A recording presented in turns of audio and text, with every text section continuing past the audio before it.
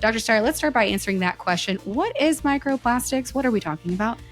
Okay, I am so happy that we're talking about this because you're right. Microplastics, I feel like they're in the news every other day. There's some really scary sounding headline that makes it seem like we're all about to die and microplastics are killing us.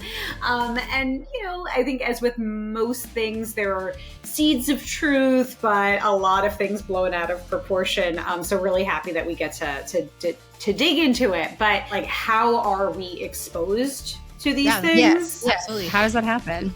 So, I mean, again, I'm flashing back to this conversation with the two toxicologists. The answer is like in every way possible. So multiple routes of exposure. We ingest microplastics. They're in our food. They're in our water. We inhale them.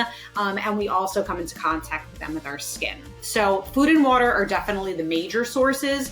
A lot of people talk about bottled water. There have been some studies where they'll find scary things like a bottle of water can contain up to 240,000 particles per liter. Like that sounds quite scary, right? We'll talk about it. Also, when you test indoor air versus outdoor air, we almost always see higher levels indoors, primarily due to things like synthetic furnishings, also synthetic clothing fibers. So this was a big one, and we should maybe chat a little bit about it, but synthetic clothing fibers shed when we wash them and when we put them in the dryer and then when we wear them. And then also food packaging and containers, like you said, especially when we heat them.